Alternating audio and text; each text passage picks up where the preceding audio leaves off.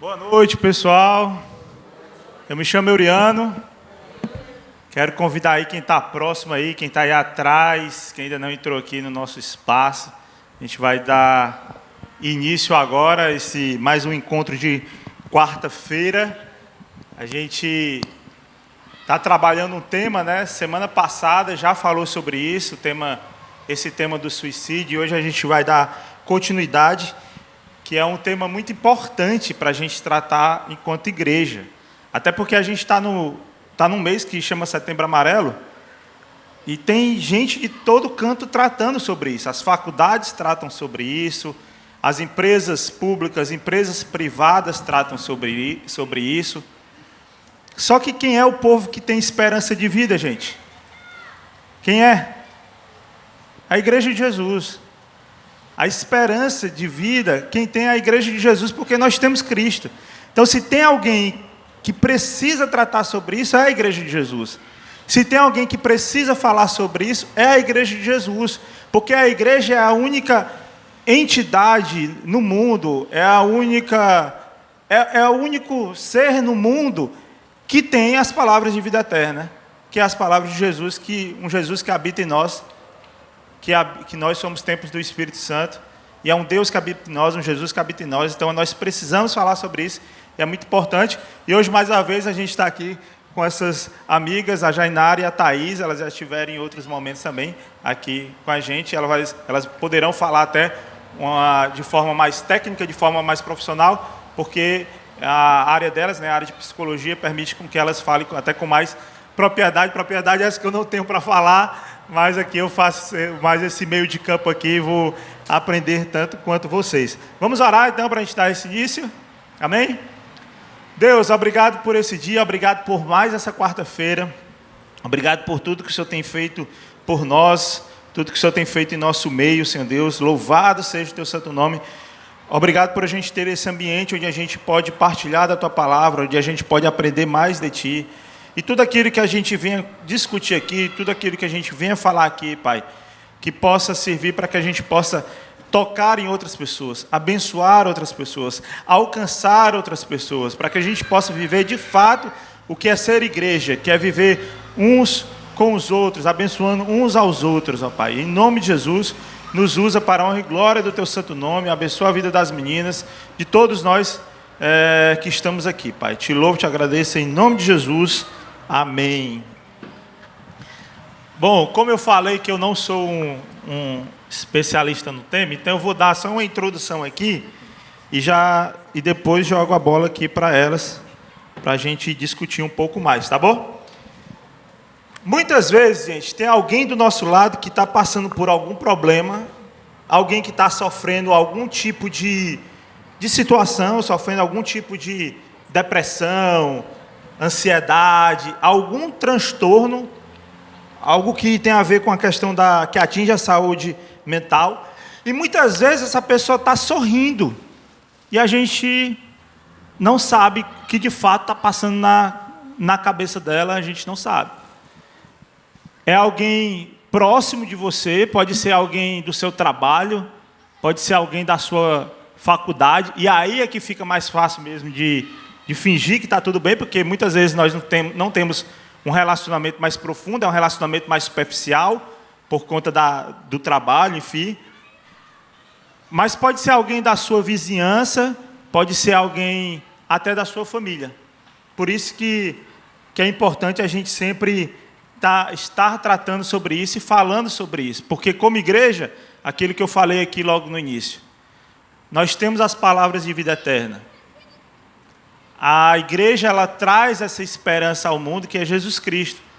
Então, tem pessoas que estão sorrindo, pessoas que estão felizes, mas que no fundo está passando por um problema. E hoje em dia a gente vive num mundo tão egoísta, num mundo tão nosso, onde o que vale é o que eu penso, o que vale é o que eu falo, o que vale é o que eu quero, que o outro muitas vezes passa despercebido por nós. E não é para ser assim. Jesus, a igreja não foi iniciada, fundada por Jesus para ser assim, porque se fosse para viver assim, cada um na sua individualidade, no seu egoísmo, a gente viveria como os judeus já estavam vivendo.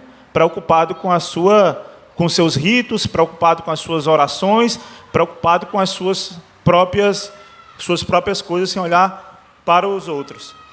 E essa questão eu estou falando aqui, mas com certeza que vocês podem até conhecer pessoas, pelo menos, que sofrem com algum tipo de transtorno, ansiedade, depressão, alguma coisa que envolva a questão da saúde mental, ou até mesmo ter tido contato com alguém que teve uma tentativa de suicídio ou não. Eu tive já contato com algumas pessoas, lógico que por uma questão ética e de saúde mental, não vou entrar em detalhes do que foi, mas uma das pessoas, por exemplo, um vizinho meu, acho que eu tinha na faixa de uns 18, 19 anos, normal, vida do cara normal, vizinho, amigo, de frente. Eu tinha uma banda de pagode na época, para quem não sabia, eu já fui pagodeiro. E essa banda ensaiava lá na garagem da minha casa, e a gente tá mó zoada, coisa. E a mãe dele chega desesperada lá, pedindo socorro, e a gente corre para a casa dele, e a gente consegue chegar a tempo. E graças a Deus algo pior não aconteceu na vida dele, mas já estava tudo armado, estava tudo pronto para poder ele tirar a própria vida. Quer dizer, é do lado, é um cara que eu via todos os dias, é um cara que eu tinha contato todos os dias, porque era meu vizinho de frente, mas eu não sabia o que estava passando na cabeça dele. Aí eu já tinha 18, 19 anos, alguma coisa assim, já tinha um certo entendimento. Um outro caso me marcou, eu não tinha um entendimento, mas me marcou profundamente, que foi a minha própria mãe. Eu lembro de fatos, né? Coisas recordadas. Eu lembro da minha mãe trancada no banheiro, eu gritando pelo meu pai arrombando uma porta, minha mãe deitada naquele banheiro e tendo que correr com ela para o hospital, né? Porque ela tinha tentado contra a própria vida. E aí, embora eu tinha só 8 anos de idade, mas vocês sabem como fatos assim marcam, e eu não lembro mais de nada daquela época lá, mas isso eu lembro muito bem. E lembro também muito bem, até porque isso foi que levou à conversão da minha mãe. Porque logo depois disso, a minha mãe foi visitada por algumas irmãs da Assembleia, pessoas que oraram lá em casa, ela aceitou Jesus, e aí a gente começou uma vida nova, não só na vida dela, mas na família como um todo. Mas isso tudo, não só a questão da saúde mental, como a questão do suicídio, é um grande tabu. É muito difícil de falar sobre isso. E principalmente na igreja é difícil de falar sobre isso. A nossa igreja tem até mais abertura, até por conta que a gente tem o trabalho do Celebrando a Restauração, a gente tem vários outros trabalhos que têm a ver com isso. Várias vezes a gente está falando sobre isso aqui na quarta-feira. Mas você que já veio de uma outra realidade de igreja, que conhece outras realidades de igreja, assim como eu vim de uma outra realidade de igreja, as meninas vieram de uma outra realidade de igreja, sabe o quanto isso é difícil de lidar, o quanto isso ela se torna um tabu. É como se o crente ele não pudesse sofrer, é como se o crente ele não pudesse passar por nenhum problema, afinal ele é crente em Cristo Jesus. E o crente em Cristo Jesus tem que ser vitorioso, tem que cantar a vitória sempre. O cara está derrotado por dentro, mas ele tem que cantar a vitória. Ele está derrotado por dentro, mas ele tem que mostrar algo que ele não é, porque senão ele é julgado, senão ele é subjugado na própria igreja. A própria igreja não vai abrir um espaço para ele. Nessa época que eu vivi isso em igreja, eu diria que é muito mais, não é nem tanto uma maldade, mas acho que é muito mais uma ignorância por parte das pessoas, de não compreender à luz do Evangelho algumas coisas, e achar que o Evangelho, ele me converti, agora é só vitória. Me converti, agora é só bênção. O que é muito errado, porque o que Jesus diz é que nesse mundo tereis aflições, mas tem de bom ânimo, porque eu venci o mundo. Ele já avisa isso para nós. Então, antigamente, eu sei que eu encaro até muito mais realmente como uma ignorância e uma falta de luz mesmo, o que a Bíblia diz. Hoje em dia eu fico na dúvida, sabe? Com esse evangelho coach. Porque o evangelho coach, ele prega um evangelho de poder e de vitória. E aí você tem que demonstrar poder, você tem que demonstrar vitória. Você não pode ser um fracassado no evangelho coach. Não há espaço para fracassados no evangelho coach. O que é perigosíssimo, porque a gente sai de um evangelho de prosperidade, onde ter sucesso é ter dinheiro, e por isso você precisa ofertar tudo que você tem na sua vida, porque Deus vai te dar em troca, para entrar em um evangelho que é muito pior, onde você tem que ter poder, onde você tem que cantar a vitória sempre ser vitorioso. E isso vai levar muitas pessoas a esconderem de fato quem elas são, em busca sempre de cantar uma vitória. E isso é muito perigoso, né? Isso é muito nocivo, isso acontecer. Infelizmente está acontecendo, tem acontecido no meio cristão esse tipo de coisa. E olhando lá para trás, olhando ainda para de como a igreja encarava, né, antigamente esse tabu, eu lembro muito aí de novo falar da minha mãe, pobre da mãe está nem aqui, eu só citando ela. Mas teve um período na vida dela que foi muito complicado e que me atingiu, lógico, diretamente, né? Porque meu irmão já havia casado, eu casei, saí de casa, morava ela com a minha avó com Alzheimer, então a vida dela foi dedicada a cuidar da minha avó. Depois que a minha avó faleceu, a minha mãe despencou. E ela caiu numa depressão profunda e foi muito difícil para ela. Ela não conseguia levantar de uma cama, não queria comer, não queria nada. E era muito difícil ela aceitar e ela entender que ela estava tendo alguma questão de saúde mental, porque isso não existe. Ela é salva em Cristo Jesus, ela não poderia passar por isso. E que ela precisaria de uma ajuda médica, que bastaria uma oração eu creio na oração, mas Deus ele deixou a ciência também, ele permite justamente para que as pessoas elas também possam, né, se cuidar. E assim eu contei com a ajuda de um grande irmão aqui dessa igreja, que foi dessa igreja, ele não é mais daqui, que era o Dr. Hélio. E foi através do Dr. Hélio que pude levar a minha mãe, e a consulta parecia mais uma pregação, sabe? Pregação não, o consultório estava mais para uma sala de aconselhamento pastoral, para poder ele explicar a ela todo esse processo e ela conseguir entender e saber que ela precisava passar por um procedimento médico. Eu não sei vocês, por exemplo, eu tenho pressão alta, então todo dia eu tenho que tomar um remédio para pressão alta. Adianta eu só orar? Não, eu tenho que criar primeiro vergonha na cara, né? Me alimentar bem, comer bem, fazer exercício, por aí vai. E o remédio me ajuda a controlar a pressão. Por que não também em relação à questão, se eu cuido em relação a isso, a questão física, por que não em relação à questão mental, né? Então, o suicídio ele se torna um grande tabu. Só que muitas vezes nós nos tornamos uma igreja que, ao invés de cuidar e abraçar dessa pessoa que pensa sobre isso, mas nós nos tornamos julgadores de uma pessoa que pensa em tirar a própria vida. Muitas vezes, como igreja, a gente está mais pronto para poder acusar o dedo, para poder julgar essa pessoa, do que simplesmente ajudar essa pessoa, porque nós achamos que uma pessoa convertida, ela não pode passar por esse tipo de problema. Uma pessoa que é espiritual, uma pessoa que tem um contato com Deus, uma pessoa que tem uma relação com Deus, de oração, de leitura da palavra e por aí vai, ela não pode passar por isso. Mas essa pessoa ela não é nova criatura? Como é que ela é nova criatura e ela tem desejo de morte? Como é que ela é nova criatura e ela pode pensar em tirar a própria vida? Então, aí acaba que a igreja, ao invés de amar o próximo, de acolher o próximo, de cuidar do próximo, ela se torna a primeira a julgar o próximo. E palavras que levam a pessoa para baixo, ela já tem aí no mundo. E como igreja, é importante que eu haja ao contrário do mundo. E essa história de que, porque a pessoa é espiritual, porque a pessoa é convertida, porque ela é nova criatura, ela não vai passar por isso, isso é conversa, isso é balela, ela vai passar. Em algum momento pode passar na mente dela a ideia de que, cara, não dá mais, não deu, eu não consigo mais viver assim. Imagina só, gente, vocês recebem um WhatsApp de algum irmão do seu GR, ou algum irmão que você conhece, né? Enfim. Aí você recebe o WhatsApp, a mensagem que vem é assim, eu estou sofrendo tanto eu preferia não ter nascido.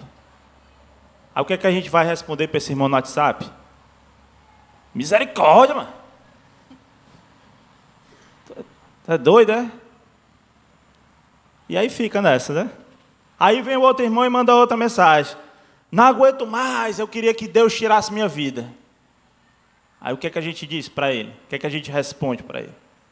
Nessa hora. Aí vem o outro e diz, é melhor eu morrer do que eu continuar vivendo assim. Só mensagem boa, você recebendo do seu GR. Quem é que é líder de GR aqui? Quem é? Só para poder ter uma... Olha, tem alguns líderes de GR aqui. Já pensou recebendo do... Ei, Jós, só... A gente já recebe tanta bordoada, né, de irmão, né? Aí recebe mais essa. Ou então, se é para viver assim, então é melhor morrer mesmo. Você imaginou algum irmão que você conheça que possa dizer algo assim? Será que esse cara é crente mesmo? Não precisa responder para mim não, se estiver passando na sua cabeça. Será que é mesmo? Será que ele é convertido mesmo? Será que ele conhece de fato Jesus? Para ele pensar dessa forma?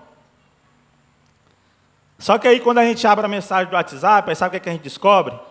Que quem disse, eu estou sofrendo um tanto que eu preferia não ter nascido, foi o irmão Jó e o irmão Jeremias. A mensagem do irmão Jó, lá em Jó capítulo 3, verso 3 e 4, ele diz, apagado seja o dia em que nasci e a noite em que fui concebido. Transforme-se esse dia em escuridão. Deus lá do alto o ignore e luz nenhuma brilhe sobre ele. A mensagem do WhatsApp do irmão Jeremias foi até maior. Ele era o chorão, ele gostava de escrever mais. Né? O profeta chorão. Aí ele diz, e no entanto amaldiçoa o dia em que nasci. Ninguém celebra o dia em que minha mãe me deu à luz. Maldito o mensageiro que disse a meu pai, tenho boas notícias. Alegre-se, seu filho nasceu. Que ele seja, amaldiçoa até o cara que dissesse isso, ó. Que ele seja destruído como as cidades antigas que o Senhor arrasou sem compaixão. Que seja aterrorizado todo dia com gritos de guerra. Pois não me matou quando nasci. Quem dera eu tivesse morrido no ventre de minha mãe e seu corpo tivesse sido minha sepultura. Porque eu nasci? Toda a minha vida é apenas sofrimento, tristeza e vergonha. Precisava nem dizer que as lamentações eram de Jeremias, né? Sabendo já desse perfil de Jeremias, de lamentação. Aí quem mandou a mensagem dizendo assim, ó, não aguento mais, queria que Deus tirasse minha vida, foi o irmão Elias. O irmão Elias, ele, lá em 1 Reis 19:4, ele diz, depois foi sozinho para o deserto, caminhando o dia todo, sentou-se debaixo de um pé... Não, esse aqui foi o irmão Jonas, desculpa, gente, irmão Jonas. Sentou-se debaixo do pé de Jeste e orou, pedindo para morrer. Já basta, Senhor, disse ele. Tira minha vida, pois não sou melhor que meus antepassados que já morreram. Desculpa, foi o irmão Elias mesmo. Meus antepassados que já morreram. Porque o irmão Jonas também disse algo parecido. Ele disse, é melhor morrer do que continuar vivendo assim. Agora tira minha vida, Senhor. Para mim é melhor morrer que viver desse modo. E o irmão que mandou uma mensagem dizendo, se é para viver assim é melhor morrer, foi o irmão Moisés. Sozinho não sou capaz de carregar todo esse povo. O peso é grande demais. Se é assim que pretendes me tratar, mata-me de uma vez. Para mim seria um favor, pois eu não veria essa calamidade. Olha aí o naipe dos irmãos. Hein? Moisés, só gente fraca, não é não? Jó, Jonas, Elias e Jeremias. Por baixo aqui, se botar aqui tem mais, você ler Salmos, você pegar o livro de Salmos e apertar, sai lágrima de Davi. Né? Se você pegar também Novo Testamento, tem um monte de lágrima de Paulo lá, dizendo de seus angústias, seus sofrimentos. Mas olha só o que esses irmãos estão dizendo, né? E o que eu acho mais interessante, a gente estava até conversando sobre isso ali atrás, é porque a Bíblia ela não poupa nenhum deles, do que eles passaram, do que eles sofreram. Poupam nem Jesus, dos seus sofrimentos, das suas dores. E a Bíblia não poupa nenhum deles de modo algum. Você vai para Hebreus capítulo 11, você olha a lista dos heróis da fé. É impressionante os heróis da fé que estão lá em Hebreus capítulo 11. E Deus ele deixa esses exemplos lá para mostrar que é gente como a gente, é ser humano como nós, são pessoas frágeis como nós. E é olhando para esse povo frágil, é olhando para esse povo aí, que Jesus diz que vai edificar a sua igreja. É olhando para um povo frágil, como eram os apóstolos, que Jesus diz, é aqui que eu vou começar um projeto que vai revolucionar o mundo. É com esses homens aqui, iletrados, enfim. Olha só o que, lá em Hebreus capítulo 11, olha só, verso 33. Lista dos heróis da fé. Herói. Quando a gente pensa em herói, a gente pensa em quê? Diz aí os heróis que tu pensa. Quando tu pensa em herói. Super-homem. Pensa logo na Marvel, né? Vai logo, pensa logo na Marvel aqui, ela está dizendo. Aí os heróis da... É interessante porque os heróis da Marvel, por exemplo, todo final é um final feliz, o cara sai vitorioso. No dia que eles fazem um final que apaga todo mundo que está lá de dedo, é porque ia ter que ter um segundo filme para mostrar que eles voltaram e que eles terminaram felizes. Tem que esperar o pós-crédito e tal. Porque o universo cinematográfico, ele sempre vai apontar isso para nós. No final, sempre será um final feliz. O universo bíblico, olha só, Hebreus capítulo 11, verso 33. Diz que alguns foram alvo de... Falando dos heróis da fé. Alguns foram alvo de zombaria e açoites, e outros acorrentados em prisões. Alguns morreram apedrejados, outros foram cerrados ao meio, e outros ainda mortos à espada. Alguns andavam vestidos com peles de ovelhas e cabras, necessitados, afligidos e maltratados. Esse mundo não era digno deles. É totalmente diferente do universo da Marvel, né? Só que mesmo assim, a gente olha para esses homens e a gente diz que eles são o quê? Vitoriosos. Esses heróis da Bíblia que passaram por todo tipo de sofrimento, aflição, que desejaram a morte, são homens que a gente olha e a gente diz, eu quero ter o quê deles, gente? O quê? A fé. E aí é onde entra a grande questão. Passaram por tudo isso, mas o que foi que eles não perderam? A fé. E é isso que nós queremos dele, né? Eles não foram isentos de dor e sofrimento, mas passaram por esse mundo e deixaram um legado de fé. Por isso que nós olhamos para esses homens, olhamos para o texto bíblico e dizemos assim, nós conseguimos assim como eles conseguiram, porque foi deixado um legado de fé. É por isso que nós precisamos falar sobre isso. Mas precisamos falar sobre isso, diferente de uma faculdade que vai falar sobre isso, diferente de uma empresa pública, privada, diferente de um podcast qualquer na internet que vai falar sobre isso sobre uma perspectiva de fé, que é aquilo que nós temos. A gente fala sobre os sofrimentos, fala sobre a aflição, fala sobre tudo isso, sobre uma perspectiva de fé. E aqui tem uma diferença que a gente precisa atentar. No mundo nós não temos esperança, gente. No mundo nós temos otimismo, que é diferente de esperança. O otimismo é quando as coisas estava indo ruim, começa a melhorar alguma coisa, opa, eu estou otimista que vai dar certo.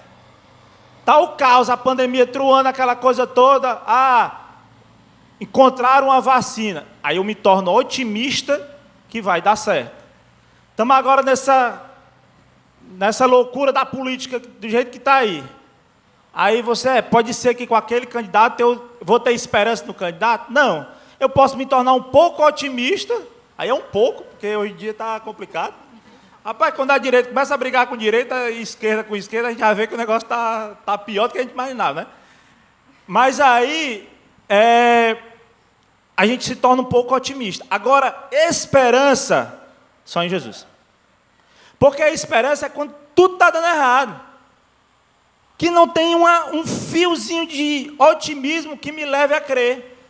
Mas mesmo assim, eu ponho a minha fé, eu ponho a minha esperança no Senhor. E aqui é que vai uma diferença, gente.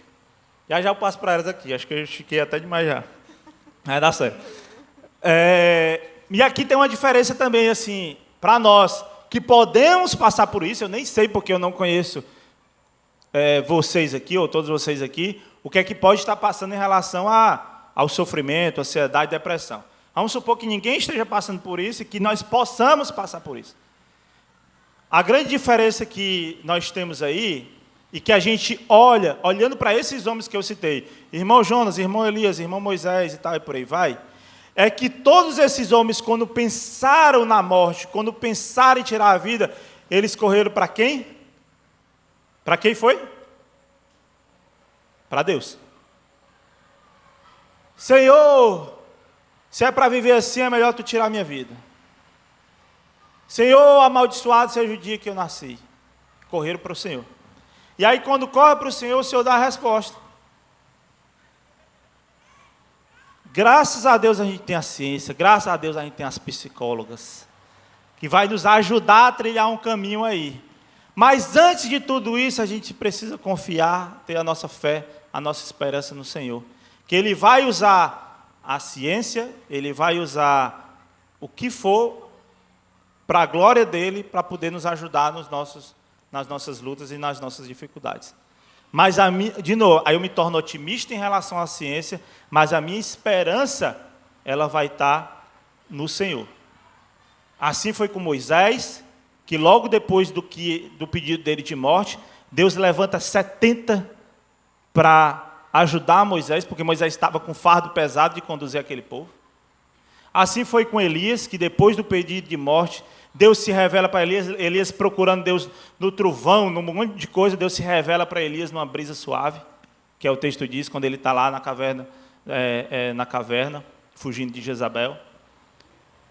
Assim foi com Jonas, que estava indignado com o Senhor, porque o Senhor tinha perdoado o povo de Nínive, e aí Deus ensina através daquilo ali, a ele ter compaixão e misericórdia por aquele povo. E assim Deus vai nos dando as respostas necessárias que a gente precisa para continuar trilhando a nossa vida. E o convite de Cristo para nós, gente, é muito claro. João 10:10. Eu vim para que tenham vida e a tenham em abundância. Então a gente vai correr para quem? Para o Senhor. Agora a resposta do Senhor vai vir através de quem? Da palavra, e ela se materializa através de quê? De quem?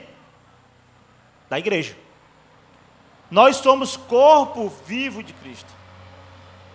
Então, muitas vezes, a brisa suave de Elias é o meu abraço no irmão, que acalma o irmão, e ele sente a brisa suave de Deus através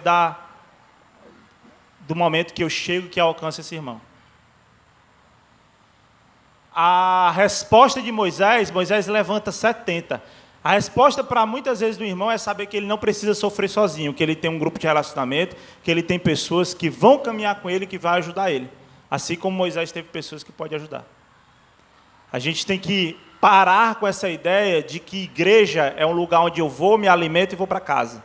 Igreja é um local onde eu sirvo, onde eu abençoo a vida, onde eu ajudo e onde eu sou ajudado. É uns com os outros.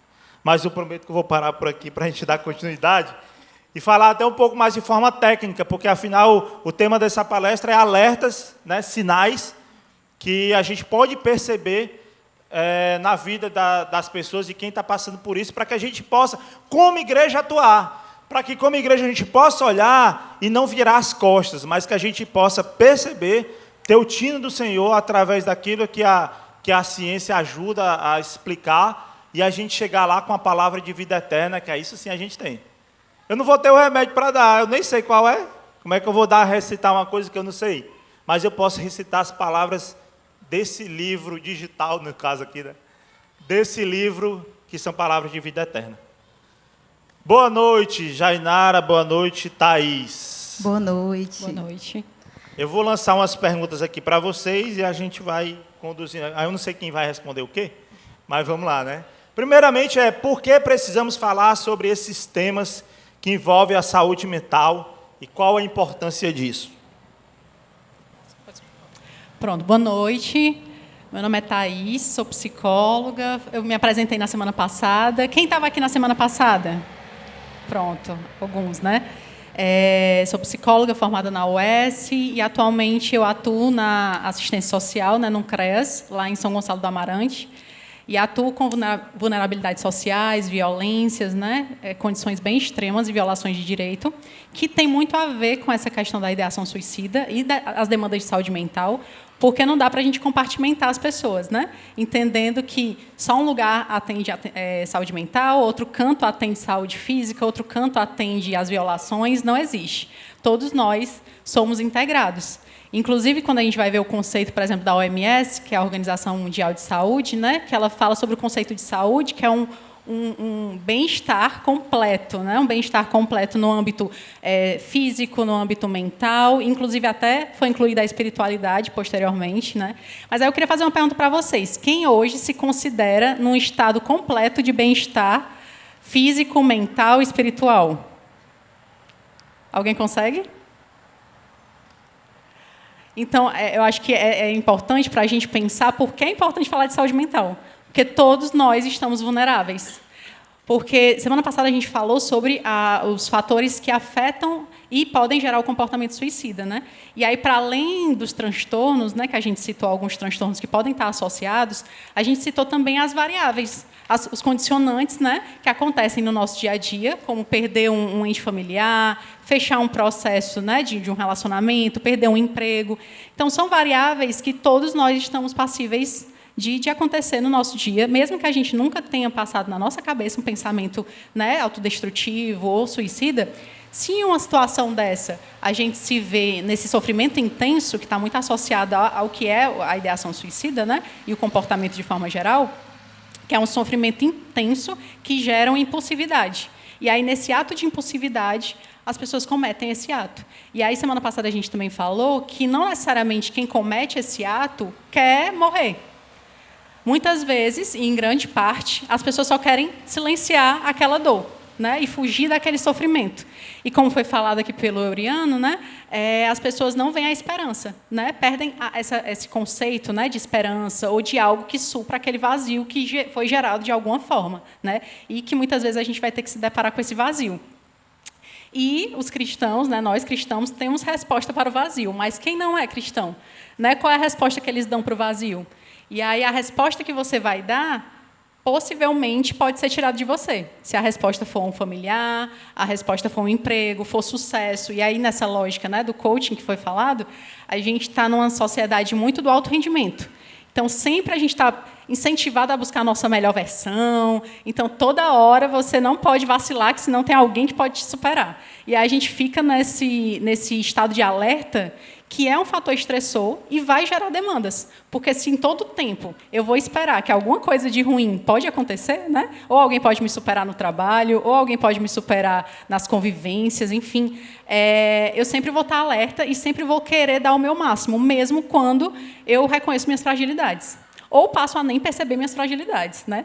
E aí vou escondendo essas demandas e, quando afloram, às vezes já incide num comportamento suicida, né, numa ideação, enfim, nesses fatores.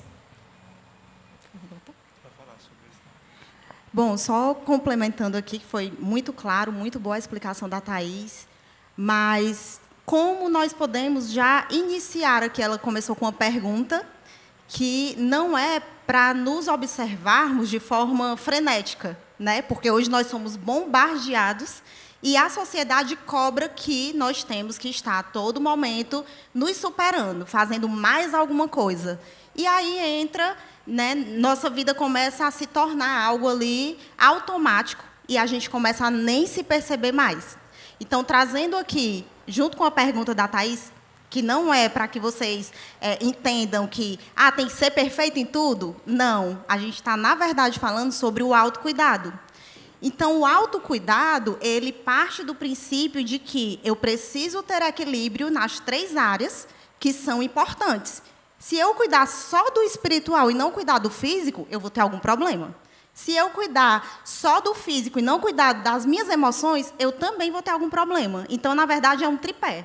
Nós precisamos estar atentos. Essa igreja, esta comunidade, ela nos direciona, ela aponta para que nós abramos as nossas mentes e entendamos aquilo que é necessário. né? O pastor Armando fala muito aqui sobre a saúde física, sobre a atividade física, sobre a alimentação, e eu estou reforçando isso porque, de fato, se nós cuidarmos do espiritual, estivermos aqui na igreja, servindo, fazendo tudo, e também não cuidar do físico, então, assim, o Euriano trouxe uma coisa interessante. Ele falou que, aos 8 anos, a mãe dele teve um episódio.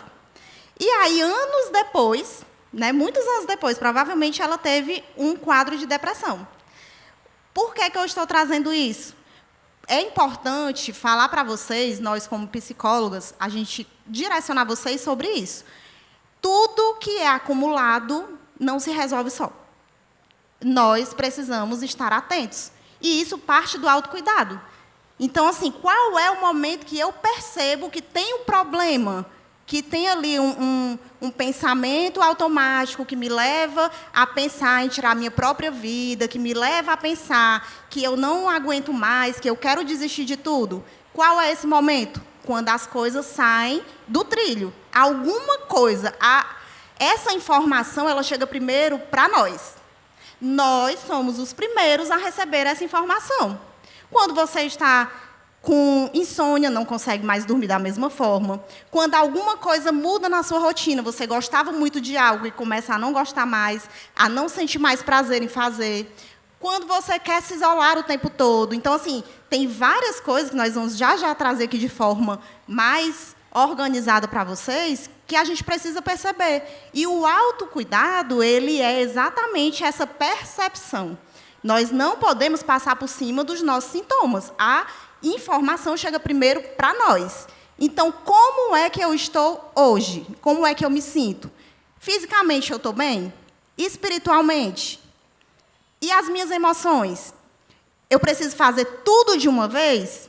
Não, não precisamos. Mas a gente precisa estar atento e ver e analisar qual é a área da nossa vida que estamos precisando nos cuidar. E aí, essa responsabilidade também é nossa. O outro não vai saber o que eu estou sentindo, o que eu estou pensando, como é que estão as minhas emoções, mas eu consigo identificar. Então, é importante que a gente não esqueça dessa informação. Muito bom. E é importante que a gente, quando a gente olha para essa questão do por que é que eu vou me cuidar, por que é que eu vou... Às vezes a gente até falou, eu falei do coach, a Thais falou do coach também, não é que você não venha ter um alto rendimento, um bom rendimento, que você cresça, desenvolva e tal. É o porquê que eu faço isso. Qual o propósito? E a Bíblia nos orienta que a gente deve sim cuidar do nosso corpo, cuidar da nossa saúde. Aí vem a questão do evangelho integral. Paulo, quando fala para Timóteo, fala da questão espiritual, mas fala que ele precisa tomar cuidado do corpo dele, tomar a bebida lá por conta das dores que ele sente. E tudo isso porque a gente tem um propósito. Deus tem um propósito para cada um de nós e a gente tem que estar bem para que a gente possa cumprir o nosso propósito e que esse propósito tenha a ver com o nosso próximo, tem a ver com a nossa relação com o nosso próximo, né? Deixa eu ir para outra pergunta aqui. Vocês têm alguns dados que podem compartilhar conosco sobre essa realidade? Eu lembrei eu já me envolvi em alguns projetos sociais, de impactos sociais no sertão. Teve um que eu fui lá na região do Seridó, lá no Rio Grande do Norte, e um dado muito interessante, era uma cidade onde os jovens eles tiravam as suas vidas. Muito adolescente tirando a sua vida. Então, a gente chegou como... Eu não fui pela IBC, na verdade, eram várias igrejas que se unem e vão, e lá ninguém fala de igreja, ninguém sabe nem qual é a igreja do outro, justamente para poder que a gente não ia fazer comparativos denominacionais, né? Mas o objetivo é proclamar o nome de Jesus naquele local. E assim foram dias que para mim foram impactantes, porque era uma realidade que para mim era muito ausente. Cara, como é que no meio do sertão tem gente sofrendo com isso? Então, os dados lá eram alarmantes. E por isso que aquela cidade foi escolhida para a gente fazer esse impacto. Aí eu lembrei disso, por isso que eu pergunto, assim, se tem alguns dados que possam nos ajudar a perceber isso, essa realidade? Alguns dados, gente, eu acho que durante esse período do Setembro Amarelo, até é muito veiculado, né, algumas informações, eu não sei se vocês já viram, que tem o Centro de Valorização da Vida, né, o CVV, que ele fez um vídeo recente que fala que a cada 40 segundos uma pessoa comete suicídio. né? E são dados alarmantes no mundo todo. Mas aí o que é que preocupa no Brasil? Porque, em relação ao resto do mundo, nos outros países tem diminuído as taxas, apesar de serem altas, tem uma diminuição. Mas no Brasil tem se visto um aumento. Então, se preocupa com a realidade do Brasil por isso. E aí, a nível mundo, né, na faixa de 15 a 29 anos, é considerada a quarta principal causa de morte, nessa faixa etária específica. E aí, no contexto do Brasil, a gente está vendo um aumento no índice tanto entre jovens, mas também entre idosos, né? E aí que são duas fases da vida que são bem específicas, né? Que você lida com algumas dificuldades na fase idosa, né? Algumas limitações, né? Algumas perdas de autonomia, de algumas capacidades, sentimento de abandono, né? Algumas violências também, né? E na fase da infância e adolescência, porque é uma fase onde está se construindo personalidade, né? Tem várias variáveis. Existe agora também estudos que mostram o impacto das mídias, né? Das redes sociais, né? Na influência entre os jovens. Inclusive, em relação ao suicídio, a gente fala do contágio, né? Que por que, por exemplo, nos noticiários não se fala quando acontece uma situação de suicídio, não se fala o motivo, nem se fala a forma. Porque tem estudos que mostram que, quando você fala um lugar específico ou uma forma específica, aumenta os índices em relação àquele local ou àquele método. Então, por isso que a gente não pode veicular, né? E aí, infelizmente, nos grupos de WhatsApp é muito comum, às vezes, você se deparar com informações e as pessoas sempre têm esse anseio, né, de querer saber como foi, né? E assim, a gente não recomenda, inclusive, né, gente, de forma nenhuma, né, veicular imagens relacionadas a qualquer questão de morte, né? Mas principalmente suicídio, porque tem isso do contágio. E os adolescentes, eles têm essas mídias sociais como algo muito vital, né, na socialização deles, e acabam afetando bastante. Tá? E aí, principalmente nessa fase da infância e adolescência, eu acho que é muito importante a gente ressaltar que a gente precisa estar atento, né? Porque é uma fase onde se tem às vezes a gente minimiza essa dor, né? Minimiza o sofrimento trazido, porque a gente entende adultos que temos outros problemas e que criança e adolescente não têm problemas tão graves, porque não tem boleto para pagar, como se esse fosse o único problema da vida, né? Mas que é importante a gente estar atento, né? As crianças e adolescentes também, para a gente ofertar esse cuidado. Isso mesmo. Essa idade, a pré-adolescência, né, trazendo aqui para vocês uma realidade que a gente vive também. Eu não falei, mas eu sou psicóloga clínica, abordagem TCC, estou especializando em neuropsicologia e também aplico a técnica de neurofeedback.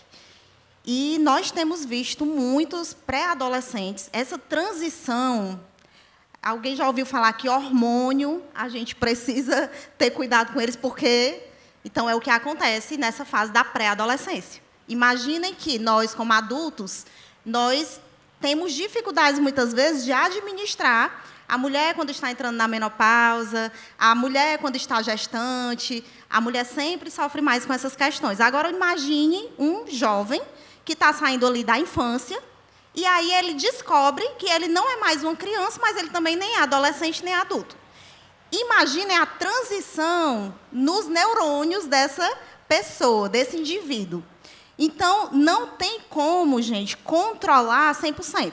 Não vai dar. Então, eu estou trazendo aqui um alerta, né? Eu também sou mãe. Então, assim, estou trazendo um alerta pelo que eu tenho vivenciado na clínica, pelo que eu vivencio em casa também. Precisamos estar atentos. Os nossos filhos, né? Os nossos pré-adolescentes, as nossas crianças, seja na igreja, seja em casa, eles estão passando por uma transição. Isso é inevitável. Os hormônios estão à flor da pele. Eles não conseguem controlar muitas coisas. Então, assim, é muito fácil olhar e dizer assim, não tem nenhum problema, não tem nenhum boleto para pagar, que é o mais comum, é o que a gente mais escuta.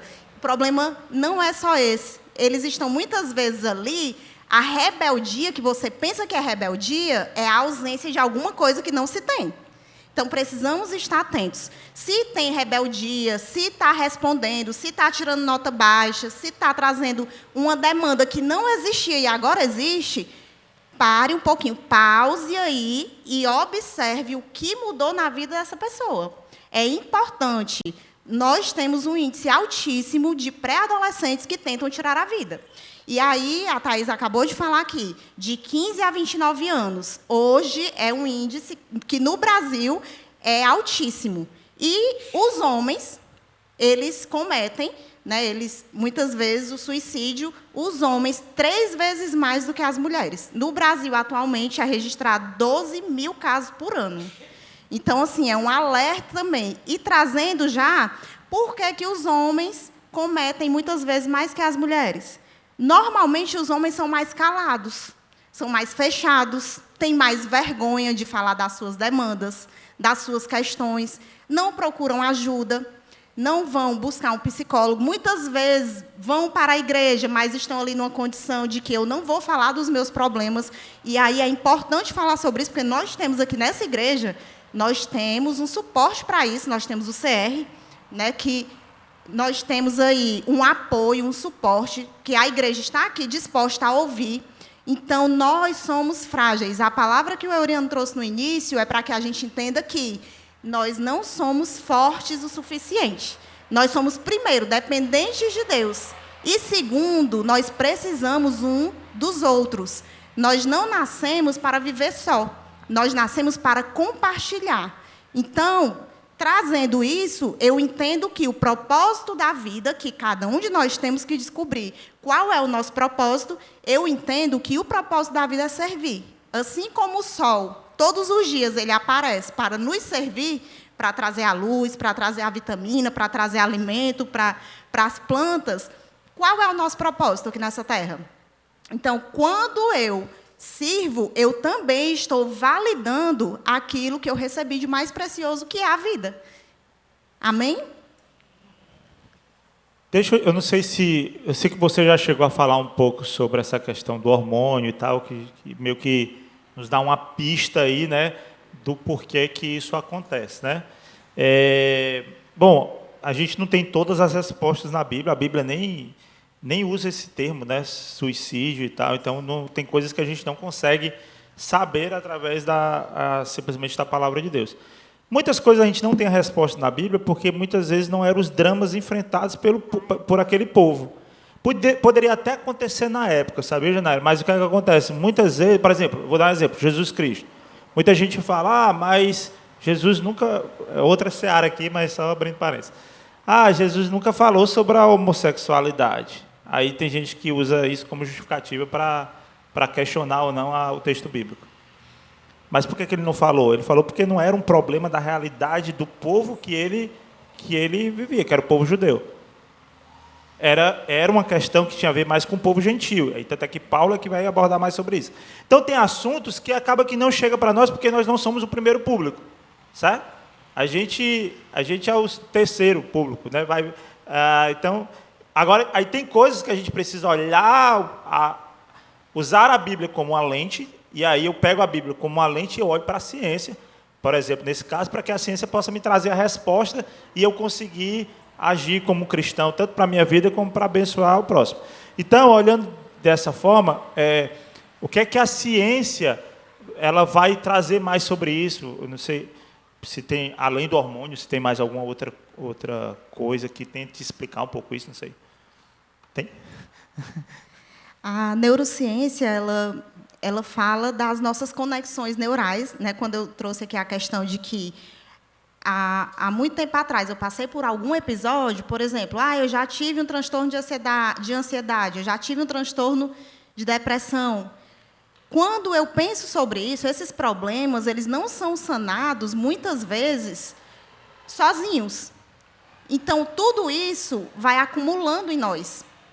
Né? E a neurociência, ela fala que nós temos neurotransmissores, né? Os nossos...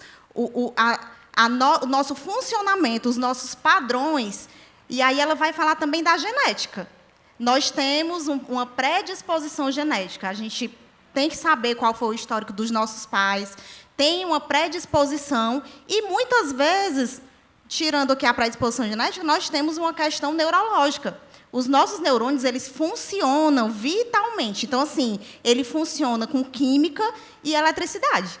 Então, para que eles sejam movidos, eu acompanhei já casos de que a pessoa tinha um padrão que estava lá no cérebro dela, não era simplesmente comportamental. Então, o comportamento dela era daquela forma porque os neurônios dela, os padrões, as ondas cerebrais dela funcionavam daquele jeito. Ela criou um padrão por algum episódio que ela vivenciou em algum momento e todas as vezes que ela passava por uma situação parecida ou igual àquela, tinha o gatilho e o cérebro começava a funcionar daquela forma. E aí ela tinha uma crise de ansiedade, ela ficava naquele ciclo de depressão. Então, é importante, nem tudo a gente vai conseguir só... eu me conheço e eu já entendi. Tem coisas que a gente precisa investigar mais, que a gente precisa entender. A ciência ela tem se fortalecido cada vez mais nesse processo. Então, aquilo que a gente entende, às vezes, que é só espiritual, a gente precisa primeiro descartar as outras possibilidades. E eu não estou aqui dizendo para vocês que o espiritual ele não faz diferença, ele faz uma diferença direta. Porque aquilo que eu abro as portas, eu abro uma brecha de forma espiritual para me colocar naquela condição de vida, isso vai danificando muitas coisas em mim.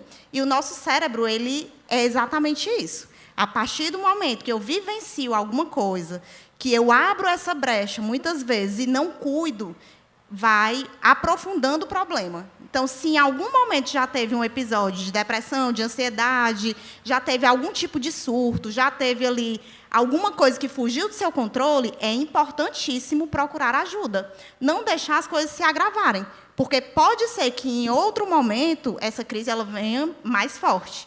E aí fica muito mais difícil. Quando a pessoa está em crise, a gente primeiro tem que medicar. Então, assim, a gente não precisa procurar uma ajuda de saúde mental só quando o problema já está presente. A gente vai percebendo os sintomas e aí a gente consegue procurar antes, para não chegar no extremo, para que as coisas elas não saiam do nosso controle. E aqui também, quebrando esse tabu da medicação, né? Os psiquiatras também têm muito respaldo. O nosso cérebro, nós precisamos entender que existe um funcionamento. E que em crise, em situações mais agressivas, em situações que fugiu do nosso controle, é importante, sim, fazer um tratamento medicamentoso. Não é que você vai passar o resto da vida tomando o remédio, mas para estabilizar, para bloquear alguma coisa no seu cérebro, para ajudar, a gente precisa, sim, estar com a mente aberta para isso. Uma coisa que a gente precisa entender como cristão é que a gente vive num mundo decaído. E, infelizmente, a gente sofre com os males desse mundo. A gente não está isento dele. A Bíblia ela tem 1189 capítulos. O ideal de Deus, capítulo Gênesis 1 e 2, Apocalipse 21 e 22. Nós temos 1185 capítulos de um mundo decaído. E a gente está dentro disso aí. Percebe? Então, a gente vai sofrer os males desse mundo, a gente vai sofrer a doença, a gente vai sofrer com a morte, porque nós não nascemos para morrer, nós nascemos para a vida eterna, né? Mas a gente vai sofrer com essa morte física, e aí a gente precisa ter esse cuidado e tá sempre alerta, né? E falando em alerta, que é o título de hoje, né? Fala um pouco sobre esses sinais, né, que nos ajudam a ficar alerta, até para que, de novo, a gente, como igreja, a gente possa ajudar o nosso próximo, seja ele da faculdade, trabalho, vizinhança, GR, família, seja lá qual for. E aí, em relação aos sinais, é importante tanto para a gente estar alerta em relação aos os nossos alertas, né? Para que a gente, como foi falado inicialmente, às vezes a gente está imerso a tantos fatores e a tanta correria que a gente esquece de se perceber, né? No processo. Então, esses sinais de alerta servem para o outro, mas também para a gente. E aí, alguns sinais que a gente pode ressaltar. Tem a mudança de humor. E essa mudança de humor não é aquela fiquei triste um dia, fiquei choroso um dia por um fato específico, porque a gente entende, né, que a variação de humor ela faz parte da vida, né? Se a gente, inclusive, mantém um humor estático, isso também é problemático, né? A variação acontece. Agora, quando isso acontece de uma forma muito enfatizada e por um longo tempo, né, geralmente na psiquiatria, eles colocam um prazo, né, em alguns sintomas de 3 semanas, outros de 1 mês, então vai variando bastante. Mas se a gente perceber, por exemplo, uma irritabilidade excessiva, né? Um desânimo, né? Essa questão do humor deprimido, que a gente chama, em relação a uma crise de choro, que às vezes imerso a vários fatores, essa crise de choro vem com certa constância. O desânimo, né? Que a gente chama a anedonia, né? Que é a perda de vontade para fazer coisas até do cotidiano, coisas que você antes tinha prazer em fazer, então atividades que você gostava de lazer, de convivência social, e aí você vai deixando de perder essa vontade de realizar essas atividades e até, em alguns extremos, chega a perder a vontade de fazer coisas básicas da vida, né? A higiene pessoal. Então, tem quadros onde a pessoa não consegue se levantar da cama de manhã para tomar um café, para tomar banho, escovar os dentes. Então, são quadros que a gente tem que estar percebendo, porque eles não surgem já agravados. Vão surgindo a longo prazo e a gente tem que estar atento, né? Alteração nas funcionalidades. Então, quando, por exemplo, o nosso sono ele começa de uma frequência bem maior, a gente tem essas alterações no sono, a gente já sabe que quando a gente passa uma noite sem dormir, no outro dia a gente não rende quase nada, né? Fica sonolento, não consegue ficar atento, né? Perde a atenção com muita facilidade, fica distraído. A irritabilidade também, né? Então, se a gente percebe que, por exemplo, um quadro de insônia ou sono excessivo também, né, as duas variações, também é importante a gente atentar. Em relação ao apetite também, porque tem quadros onde ou a pessoa perde total a vontade ou gera compulsões, né, da gente querer compensar na comida as inquietações, as ansiedades. Os comportamentos de risco, que aí nos comportamentos de risco são geralmente comportamentos autodestrutivos, que é até complexo quando a gente fala, por exemplo, sobre índices de suicídio. Tem algumas situações que chegam numa emergência que não chega por ideação suicida, mas são comportamentos destrutivos que as pessoas estão tendo a longo prazo. Por exemplo, eu sou diabético e eu sei que eu não posso estar comendo doce, né? Comendo algumas coisas, e aí eu como mesmo assim. Eu estou querendo ou não me destruir? Se eu sei que aquilo me destrói. Se eu, por exemplo, tenho uma dificuldade em lidar com álcool, né? E aí uso o álcool de forma excessiva até eu perder minha consciência, usar aquilo como um tranquilizante, né? Como algumas pessoas fazem uso, porque o álcool é uma substância depressora. Então, se eu uso muito aquela substância, o fim é eu ficar, em algumas situações, até em coma, né? Que existe o coma alcoólico. Então, assim, se eu tenho aquelas ferramentas que eu sei que vão me destruir, eu escolho, isso é um comportamento suicida, né? Mesmo que não seja declarado. E aí a gente muitas pessoas vivem tendo esses comportamentos destrutivos, né? Em relação, às vezes, à sexualidade, à violência mesmo, né? Assume esses comportamentos de dirigir em alta velocidade, né? Enfim. E aí são vários comportamentos de risco que podem estar associados. O isolamento social, né, que é um dos principais índices, um dos principais fatores também, né, a gente deixar de conviver com pessoas, né, não falar sobre o que a gente está sentindo, não querer contato com as pessoas.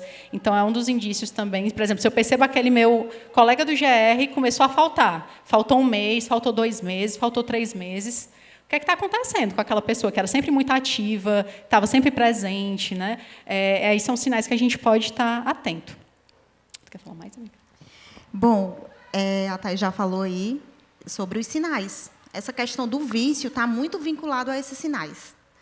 É muito comum, hoje, nós vermos pessoas que têm algum vício e começam demasiadamente a entrar ali naquele vício, e você muitas vezes pensa assim, olha aí, essa pessoa não quer prestar, né? A pessoa quer viver desse jeito mesmo. E isso também, gente, precisa ter um olhar não só de julgar, um olhar julgador, mas olhe para essa pessoa como se fosse Cristo olhando, né? E hoje, olhando, escutando o que vocês estão escutando aqui, mais ainda, porque existe um processo neuropsicológico que acontece essa conexão. Isso não é só, muitas vezes, comportamental. E essa pessoa, ela pode não ter declarado o suicídio, mas ela está se matando aos poucos. Então, uma hora ela vai conseguir destruir a própria vida. E aí, eu trago para vocês o que a gente pode, observando, identificando esses sinais, vendo que as pessoas estão precisando de ajuda. Muitas vezes a gente não sabe ali como agir, o que fazer, o que eu vou falar para essa pessoa, né? Eu percebi esses comportamentos que foram identificados hoje, mas eu não sei o que fazer. E aí, muitas vezes, a gente acha que tem que fazer algo muito grande, e não é. Pare um pouquinho, né, no seu dia, pare um pouquinho nas suas atividades e faça uma ligação para essa pessoa, pergunte se está tudo bem, se disponha para conversar. Muitas vezes as pessoas só estão precisando ser ouvidas. Eu já atendi casos, Euriano, de que a pessoa chega no consultório e aí ela começa a falar. Já aconteceu isso com uma mãe atípica. Ela tem 2 filhos, são gêmeos e são autistas. Ela vinha tão cansada de tudo que ela estava vivendo, que isso é outro alerta. As mães atípicas, o meu TCC foi sobre isso. Elas têm uma tendência muito grande, em algum momento dessa trajetória, por ser uma mãe atípica, de tirar a vida dos filhos e tirar a própria vida. Então, nós precisamos também atentar para isso. Essas mulheres que deixaram de ser mulheres, porque elas não são mais reconhecidas na sociedade, elas passaram a ser só mães de autistas, elas precisam de uma atenção. Se você conhece alguém, se disponha, escute. E aí, essa mãe chegou no consultório e ela começou a falar. Ela falou 40 minutos. E eu não disse uma palavra. Quando ela terminou de falar, ela... Pronto, eu já posso ir embora. Muito obrigada, doutora. Aí eu disse... A gente pode continuar? Ela disse, não, eu já estou muito bem, eu já vou sair daqui muito bem. Faz muito tempo que ninguém me escuta. Ou seja, as pessoas estão precisando ser ouvidas. Então, se disponha, pare ali 1 minutinho, meia horinha, escute o problema do outro. Eu sei que nós já estamos cheios dos nossos próprios problemas, porque as nossas demandas, todos os dias, elas aumentam. A vida tem nos cobrado muito isso. Mas é importante, entenda que existe um propósito na minha vida, na sua vida, e que o propósito ele está acima do plano que a gente tem vivido aqui. Que não é só esse plano terreno. Né? Existe um propósito que é, sim, espiritual, e a gente precisa estar atento. Então, é isso. Pergunte se a pessoa está bem, se disponha para ouvir a pessoa. Em algum momento, diga palavras que gerem esperança. A palavra, a Bíblia, ela nos respalda.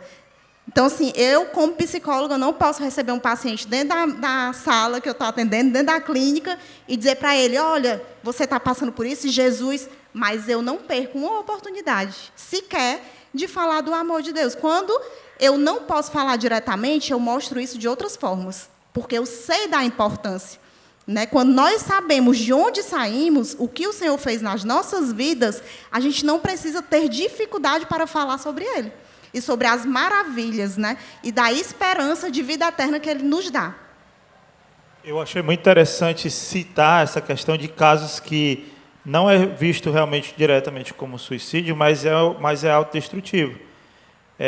Eu estava vendo hoje, inclusive, uma matéria, eu não sei quantos aqui conhece os personagens que eu vou falar, mas a série Friends, alguém aqui gosta da série Friends? Alguém já assistiu? Para poder não ficar sozinho, né? Tem mais ali. Tem mais gente que assistiu aqui. Então, tem um personagem, o Chandler, o nome dele, eu esqueci o nome do ator, mas o Matthew Perry, uma coisa assim, né? Então, o que foi que aconteceu? Esse cara, ele tirou a própria vida. Na verdade, ele morreu de overdose, mas é um suicídio. Não é colocado como isso, mas é. Só que a matéria o que dizia, porque agora os outros atores, né, inclusive a Jennifer Aniston, estavam preocupadas com o que faz o Joey.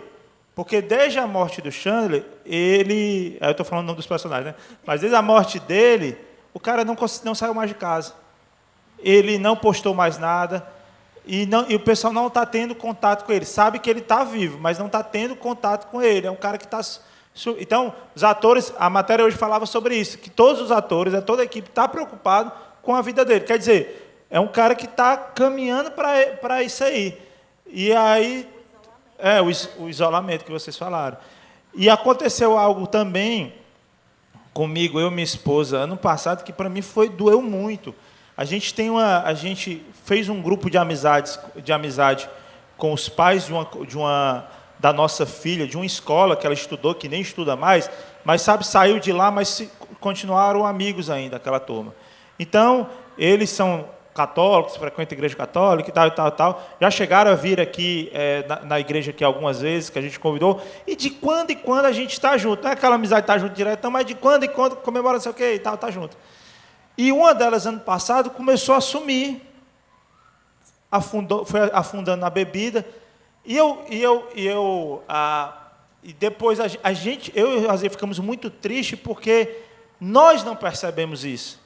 Porque como a gente já era um convívio de se encontrava 3, 4 vezes no máximo por ano, não tinha-se o hábito de ficar todo o tempo falando, conversando e tal, e tal, e tal, e tal. Mas o que foi que aconteceu? Ela já tinha feito uma cirurgia bariátrica, ela foi querer fazer uma segunda cirurgia que os médicos não recomendaram fazer, porque o risco era muito alto. A irmã dela, que era médica, poderia assinar para poder ela fazer. A irmã se recusou e disse que ela não fizesse. E aí eu lembro que isso a gente chegou a conversar com ela, não faça não, então, e tal. Mas o nosso olhar estava para um olhar, a gente não estava passando na nossa cabeça o que é que estava passando com ela. Ela escondeu de todo mundo, escondeu da família, ela foi fazer e ela morreu na mesa de cirurgia. Cara, para a gente foi muito dolorido. Porque a gente sabe, já tinha sinais que estavam apontando que ela não tinha coragem de tirar a própria vida por tudo que ela estava passando, mas ela meio que é como se fosse uma roleta russa. Eu vou ver aqui para ver o que é que dá. Vou atirar aqui para ver o que é que dá. Cara, isso doeu demais. Assim, foi um negócio assim para a gente que eu me questionei várias vezes. Deus, por que é que o Senhor permitiu? A gente poderia ter chegado mais próximo, a gente poderia ter chegado junto. Só depois que veio passar na nossa cabeça de que realmente ela estava querendo, por tudo que ela estava vivenciando, e aí separação, não sei o quê, afundou em bebida, se distanciou e a gente deixou de distanciar, sabe? E eu, caramba, a gente tem esperança, a palavra de vida eterna e deixamos passar, né? Eu ia falar sobre isso. A pessoa está ali nessa condição, querendo fazer. Ela já fez uma cirurgia que é arriscada, é uma cirurgia, inclusive, a bariátrica, ela já tem a tendência, depois, por que tem que fazer todo um processo psicológico, né, um acompanhamento, uma avaliação? Porque ela já tem vários problemas que vêm junto com a cirurgia. Né? Então, assim, ela precisa ser acompanhada de fato, e aí aquele excesso que antes era a comida, que era um transtorno alimentar, ele vai desaguar em algum outro lugar. Então, a maioria dessas pessoas, elas ficam viciadas em álcool. Isso quando não é no sexo, quando não é em outras coisas, né? E nessa situação, se ela já vinha passando por separação, né, por problemas que ela não estava provavelmente conseguindo administrar, é muito provável que, se ela tivesse tratado as emoções, por exemplo, ela estava passando por uma separação, ela queria ficar melhor fisicamente, ela achava que ficar melhor fisicamente, ela iria se sentir melhor, que é o mais comum. Mas aí, provavelmente, ela quis fazer, mesmo sabendo que tinha os riscos, e correndo risco, né? Ou seja, ela estava caminhando já, tipo, eu vou ver aqui o que é que vai dar. Né? O máximo que vai acontecer é eu morrer, e eu já não tenho mais prazer em viver. Então, é isso que a gente precisa ter, essa sensibilidade mesmo. Porém, né, o Euriano trouxe algo aqui importante, que a gente até conversou, eu e a Thaís. É importante também você entender que quem perde um amigo, quem perde um parente nessa situação, nessa condição, que fica, ele também precisa de um acompanhamento. Ele também precisa ali ter um cuidado. Por quê? Porque ele vai ter um sentimento de culpa. Eu poderia ter feito e não fiz. Eu poderia ter falado e não falei. Então, é muito provável, é muito possível que ele passe por esse processo. E é importante nós ressaltarmos também sobre isso. Você não tem culpa. A pessoa, ela tem responsabilidade sobre a própria vida. Ela tem ali a condição de escolha. Infelizmente, os problemas se tornaram tão grandes, né, tão maiores, da esperança, do autocuidado, do desejo de viver, que ela tomou essa decisão. Mas o que ela queria era só sanar os problemas, era não sentir a dor que ela não suportava mais. Então, nós, como igreja, nós, como alguém que tem essa informação, nós não podemos mais olhar para essas pessoas como, tirou a vida, né, não vai nem para o céu. Tirou porque quis, tomou essa decisão, pecou contra Deus. Nós não podemos ter esse olhar. Nós precisamos ter um olhar de misericórdia.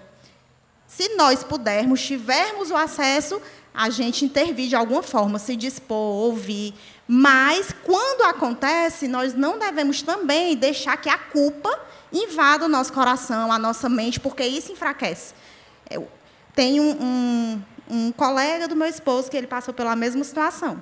Ele se deparou com ele, cruzaram aí em um dia, eram amigos muito antigamente, e aí passou por ele, e ele estava conversando com outra pessoa e ele passou. Aí ele foi tentar falar, quando foi tentar, ele já tinha saído. Na semana seguinte, ele tirou a vida.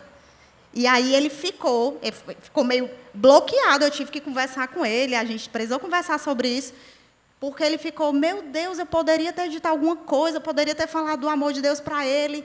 Como é que eu não fiz nada? E aí ele ficou se sentindo culpado. Aí eu conversei com ele, eu disse, não, mas você não pode se sentir assim. Tem coisas que nós não vamos conseguir controlar.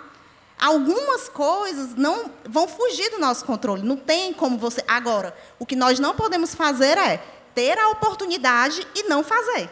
Não falar do amor, não falar da graça, da misericórdia. Aí sim. Mas, numa situação dessa, ninguém imaginava que a pessoa iria tirar a vida na próxima semana.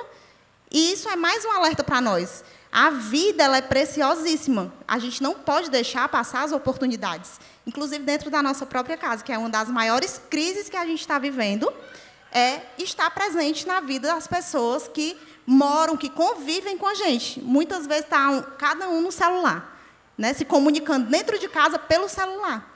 E aí a gente deixa de abraçar, a gente deixa de dizer que ama, a gente deixa de dizer que tem saudade daquela pessoa, deixa de participar da vida. Tem coisas que vão passar que não voltam nunca mais. O nosso dia de hoje ele não vai se repetir. E ele é precioso. Então, a gente precisa lembrar disso a todo momento. E a gente que tem a esperança, a gente que tem Jesus, a gente é um farol para o mundo. A gente é um farol para o mundo, para alcançar pessoas que estão sofrendo, pessoas que estão perdidas. Deus ele deu até uma outra oportunidade para a gente.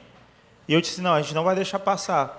Porque uma outra pessoa desse mesmo grupo, da mesma configuração, de se ver pouco, de amigos, agora em julho perdeu a mãe. A gente sabe como a mãe era braço e perna para ela. E ela liga para nós, e chorando, desesperada e tal, por conta disso. E eu disse assim, e eu lembrei, né, do que aconteceu no ano passado. Eu disse assim, rapaz, vamos largar tudo que a gente tem aqui e vamos abraçar, vamos correr. Aí, eu moro na Itaitinga, minha sogra mora em São João Tapa, deixa o menino lá, criança não sei aonde, vai atrás dela lá no Quintino Cunha, pensa numa loucura que foi esse dia. A gente correu para chegar junto. E olha o que foi que ela disse. Ela comentou, nós não somos amigas de infância, nós não se vemos todo dia, a gente não se fala, tem coisas da nossa vida que eu não sei da sua vida, você não sabe da minha vida, a gente tem uma amizade por conta dos nossos filhos, e ela chorando, ela disse, mas eu corri para você porque eu sei que você tem Jesus, e você tem fé e esperança. Caramba, eu disse, cara, Deus dando uma outra chance, mostrando para nós que a gente é farol do mundo, farol para esse mundo. Nós não, né? O Jesus que habita em nós, né? Mas a gente reflete essa luz. Somos essa lâmpada. E que a gente pode chegar lá. Mas vamos lá, gente. Eita, que o tempo voou aqui, né? Quem precisa de ajuda pode correr para onde, além da igreja? Pronto. E aí é importante a gente entender como é que funciona a rede de serviços, né? Por exemplo, se eu estou lidando com ideação suicida ou comportamento suicida, existe um telefone que é 188, que é o CVV, que é o Centro de Valorização da Vida, que é um telefone onde tem pessoas capacitadas para acolher pessoas com ideação suicida. Então, dão um suporte inicial, né? Isso para aquele momento de desespero, de angústia maior. Se você é um familiar, onde é que você pode levar essa pessoa? Para o Hospital Mental de Messejana. Lá é um hospital de referência para demandas de saúde mental. E funciona, viu? E funciona. Eu estagiei lá, é muito bom o atendimento lá. E o Hospital Mental de Messejana, ele tem ambulatórios, né, para várias demandas. E para situação de ideação suicida também. Então, eu sei que muita gente tem preconceito, né? Eu não vou para o Hospital Mental de Messejana, né? Tem todo um preconceito. Mas, como a gente conversou desde o começo, né, todos nós estamos passíveis de, em algum momento, entrar em alguma situação de crise. E aí, o Hospital Mental de Messejana tem todo esse suporte e, a longo prazo, eles encaminham para acompanhamento nos CAPs, nos postos de saúde, né? E, de forma geral, para os acompanhamentos. E existem também os institutos que são de valorização da vida também, que são filantrópicos, né? Que são gratuitos. E aí, um que eu recomendo bastante é o Biadote, o Instituto Biadote. Não sei se vocês conhecem, né? Mas vocês podem até procurar depois no Instagram. Esse instituto ele ficou muito conhecido. A Bia era uma adolescente que cometeu suicídio, e aí os pais dela, para ressignificar, né, e manter o nome dela na memória, fizeram esse instituto. E aí lá tem psicólogos que atendem voluntariamente, tem uma fila de espera, todo um processo de triagem para acompanhar, principalmente, pessoas com ideação suicida. Então, você pode entrar em contato, né? E também tem um outro instituto, que é o de Me Cuida também, que é um outro instituto filantrópico, né? Que é gratuito. E aí, para além desses que são gratuitos, né? Também tem as clínicas e escolas, né? Das universidades. Toda universidade que tem curso de psicologia tem que ter uma clínica e escola. Então, tem na UES, na UFC, na FANO, Unifó, todos. E aí você também pode buscar de forma gratuita, e também tem os pagos, né? Que aí eu sei que nem todo mundo, né, tem um poder aquisitivo, mas a gente tem que ver como uma prioridade, né? Porque eu falo até por mim, às vezes, por muito tempo eu pensei, não, eu estou bem, estou lidando bem com as minhas demandas, vou deixar para procurar quando tiver alguma coisa mais agravada. Só que quando chega uma coisa agravada é de uma vez. Então, é melhor a gente ir prevenindo, né? Nos primeiros sintomas, nos primeiros sinais, a gente já buscar esse suporte. Então, é importante a gente meio que desmistificar isso, né? Buscar a psicoterapia, né? Esse acompanhamento terapêutico, ele é muito importante para a gente lidar com as nossas demandas, nossos traumas e nossas questões circunstanciais mesmo da vida que todo mundo, que acontece, né? Na vida de todo mundo. A minha mãe, o tratamento psiquiátrico dela é na Unifor, inclusive, de forma gratuita, maravilhoso o atendimento. Sim, tem sido muito bom para ela também. E a rede de apoio, né, que é importante a gente aqui reforçar. Que rede de apoio é essa? Eu não sei qual é a sua rede de apoio, né? Para além da igreja, que hoje vocês têm a rede de apoio, nós temos essa rede de apoio, a família, os amigos, né? Chame alguém de sua confiança. Eu não consigo, eu não tenho condição de ir sozinha buscar uma ajuda, mas eu estou precisando de um direcionamento, de alguém que vá comigo. Procure um amigo, alguém da sua família, procure alguém que possa, naquele momento, ser ali um suporte. Então, é importante a rede de apoio. Se você está com alguém, né, que está passando por esse processo, seja uma rede de apoio. E se você é alguém que está passando, busque uma rede de apoio, que pode ser aí alguém da sua família, que você realmente tenha mais afinidade, que você tenha uma confiança, para que você possa expor as suas questões. Agora, se eu não estiver passando por nada disso, mas eu quero evitar olhar para o futuro e dizer assim, não, mas eu não quero chegar aí, por mais que hoje esteja tudo bem na minha vida, né? Quais são alguns cuidados ainda que a gente pode ter em relação a isso? Pronto, a gente entra na lógica do autocuidado, né? O autocuidado é sempre estar atento a como estamos, né? Nos perceber. E aí, no autocuidado entra rotina saudável, né? Tanto alimentação, sono, né? Atividade física, que às vezes a gente deixa a atividade física lá para quando der, né? Próximo mês eu começo a academia, eu começo a correr, depois, deixa passar um tempo. E a atividade física, gente, não é só pelo estético, tá? Mas é pela saúde mental mesmo. A atividade física, ela ajuda, né, na liberação de dopamina. Então, assim, a gente tem aquela sensação de prazer após a atividade, mesmo que antes de começar a atividade a gente não tenha tanto prazer. Mas, no final, geralmente a gente sai com, de certa forma, mais disposto, né, mais disponível, mais atento, mais alerta. A gente consegue ter um ritmo mais saudável de vida. Então, é muito importante. Tanto como prevenção, mas também para quem já, por exemplo, faz uso de medicação. É muito recomendado para reduzir os danos colaterais, né, de medicações, principalmente psicotrópicas, que às vezes dá uma letargia, né, a gente fica mais lento. E aí, algumas medicações é recomendada a atividade física para diminuir os efeitos colaterais. Então, na prevenção, na pós-venção, em todos os sentidos, a atividade física é muito importante. Aí entra aí também a alimentação, né? Quem toma alguma medicação, pressão, inclusive, muita água, né? Tem que beber muita água, porque para reduzir o sódio, porque afeta diretamente os rins. O banho de sol, que a gente não fala muito, mas você, em algum momento do dia, tiver condição de pegar ali um pouquinho de sol durante 10 minutos, o tempo que você puder. Né? Além de fortalecermos a vitamina D, tem a questão de liberar a serotonina para o nosso cérebro, que ajuda, inclusive, a combater o Alzheimer. Então, é importante a gente falar sobre isso também, essa questão da alimentação. A gente tem à disposição aquilo que o Senhor nos deu, que é o que vem da terra. Né? Então, assim, tudo que é fruta, verdura, legumes, muito difícil, eu sei que é difícil, porque nós estamos a todo momento buscando alimentos hiperpalativos, né? Aquilo que tem ou muito açúcar ou muito sal, que é o que gera prazer. Mas, vou só puxar aqui o gancho, né, do que a Thaís já falou, e falar para vocês, existe um padrão no nosso cérebro. Eu costumo dizer assim, quem ensina o nosso cérebro somos nós. E não o contrário, porque ele cria o padrão que é mais fácil para ele. Ele automatiza um padrão e fica ali repetindo tudo. Aí, o que eu preciso fazer? A Thaís acabou de dizer. Às vezes, a atividade física, no início, é insuportável, né?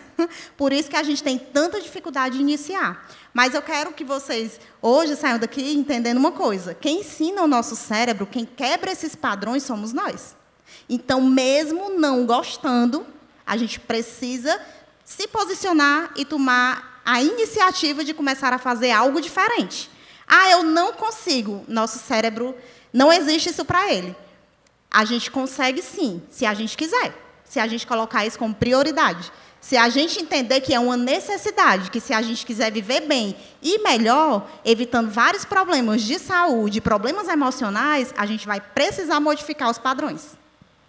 E existem inúmeras atividades, né? Porque às vezes a gente fala academia, mas cada um às vezes encontra uma atividade que gosta mais, né? Alguns correm, outros fazem alguma atividade esportiva, né? Ontem eu estava aqui na aula de ritmos e funcionais, falando com as mulheres que participam, e elas compartilhando o quanto aquilo também ajudou elas na socialização, né? Porque a gente não vai só para aquela atividade física para a gente, mas também ajuda na socialização, né? No convívio, sai de casa, às vezes a casa às vezes é um fator estressor, né? Tem várias questões ali na sua rotina, e aí você sai um pouquinho daquela lógica ali que está talvez adoecendo. Então, tem vários fatores aí imersos e ajudam bastante.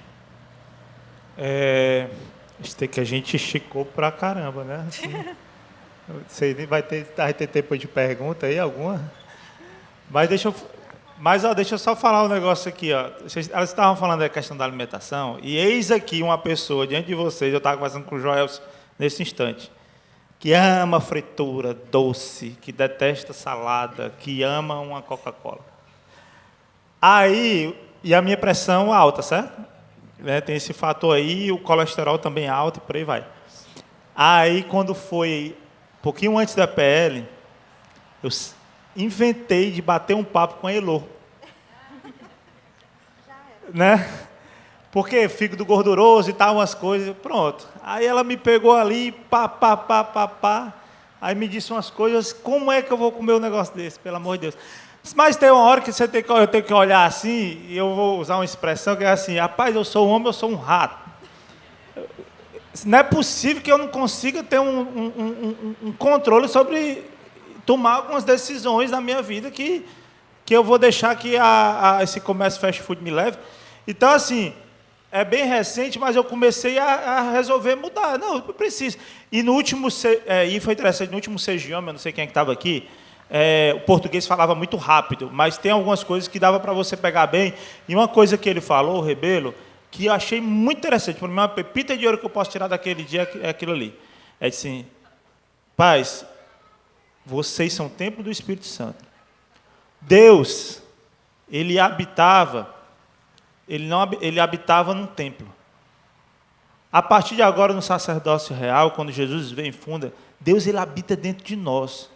Como é que eu tenho um Deus que habita em nós e eu não consigo dizer não para algumas coisas? Como é que eu tenho um Deus poderoso que habita dentro de nós e eu não consigo entregar as minhas vontades, os meus desejos ao Senhor? Mas isso para mim, eu não sei quantos aqui conseguiram pegar isso, mas isso para mim é muito forte, sabe? E é interessante, olha só a questão, né? eu tenho o equipamento para medir aferir a pressão, né? Aí eu disse, rapaz, deixa eu aferir a pressão aqui, sem estar tomando remédio, só para ver. Estava normal, sem ter tomado o remédio de manhã. Eu disse, olha aí, só por conta da alimentação.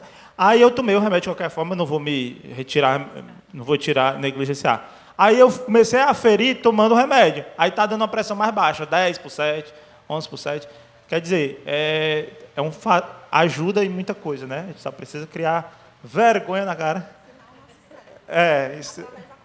Ela como psicóloga diz, ensinar o nosso cérebro. É criar vergonha na cara mesmo e fazer o que tem que ser feito. Sim, quer abrir aí para 1 ou 2 perguntas, alguma coisa que já, por conta do horário? Vai? Hã? Pois então, pronto. Então está com vocês aí. Alguém quer fazer alguma pergunta? Eu vou com o microfone aí até vocês. Opa.